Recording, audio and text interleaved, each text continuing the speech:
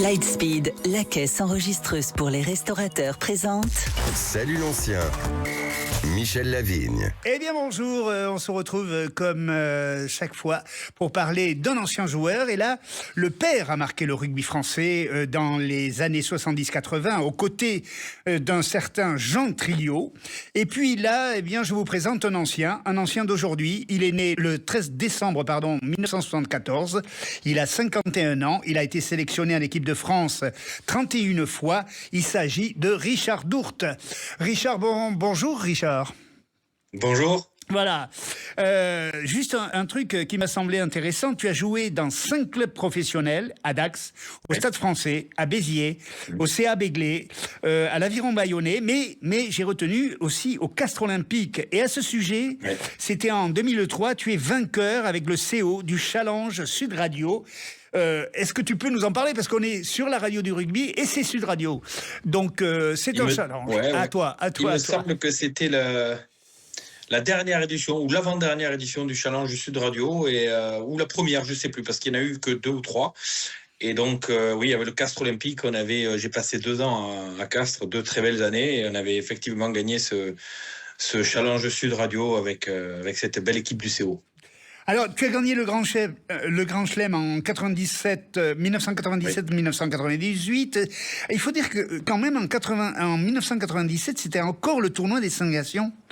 Exactement. Ouais. Et puis, tu as fait une Coupe du Monde en 1999. Tu as été finaliste et vous perdez malheureusement contre l'Australie. L'Australie qu'on va retrouver l'année prochaine, en 2027 d'ailleurs, puisque c'est là où va se dérouler la prochaine Coupe du Monde. Est-ce que tu te souviens du score? Je pense pas. Vous avez perdu 35-12 et tu avais été, comme d'habitude, brillant parce que tu es un buteur précieux, tu es un très bon plaqueur, tu as la rage sur un terrain. Pourquoi tu te dis fou sur un terrain pour rendre... tu dis, je me dis fou pour rendre les meilleurs un peu moins forts. Tu peux nous expliquer ce que tu as déclaré là un jour comme ça dans la presse? C'est pas fou bien sûr, intellectuellement, mais c'est du côté agressif. Oui, quand je rentrais sur un terrain, j'estimais qu'il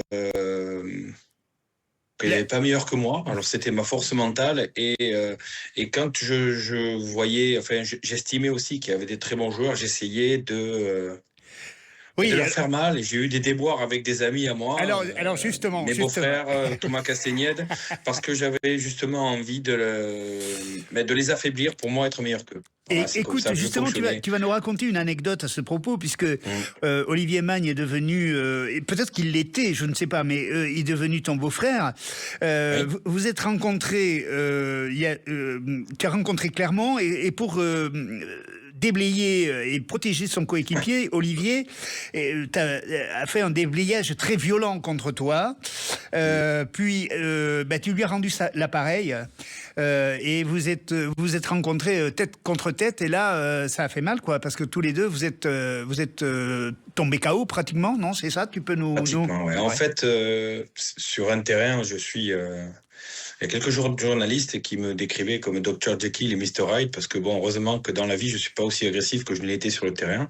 Mais il faut toujours... je déteste la défaite, j'ai la haine de la défaite. Donc, je jouais à Bordeaux contre Clermont, et c'était les débuts d'Anthony Floch. Ah oui. Donc c'était un rugby un peu plus différent que maintenant, même si proportionnellement la force physique était quand même importante. Et Anthony Floch, il perce à un moment donné, et moi je le plaque, et j'appuie un peu le plaquage au sol. Et là, Olivier, que je connais depuis l'âge de 17 ans, même avant je crois, il est arrivé à Dax en junior, il me déblaye très très fort avec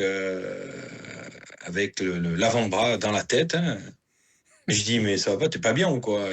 Je passe des petits mots, des petits noms.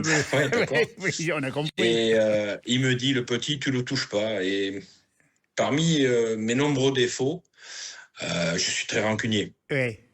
Donc, je laisse passer un peu de temps dans le match. Et à un moment donné, vous savez, dans le rugby, il y a toujours une occasion de pouvoir de pouvoir plaquer fort, de pouvoir déblayer sur quelqu'un qui vous a déblayé fort.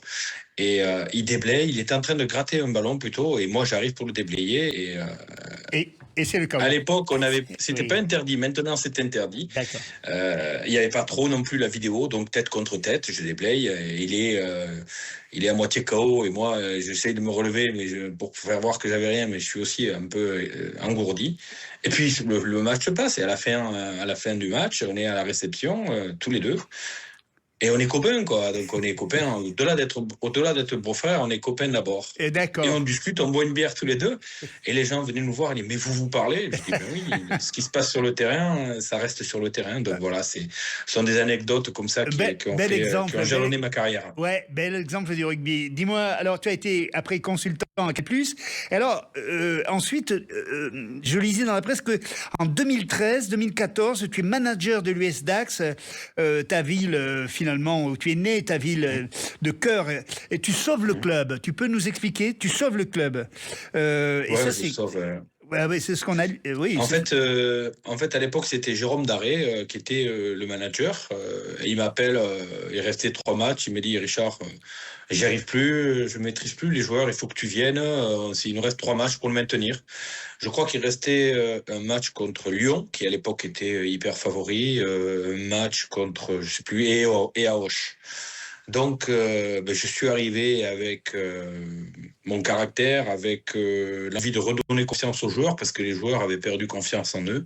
Et finalement, on est sauvés. Voilà, on est sauvés. Je crois qu'on gagne les 3 matchs, on en gagne 2 sur 3 et on est sauvés sur la fin de la saison. Après, on repart sur une nouvelle aventure. Juste sur un aspect psychologique du management, on a réussi à...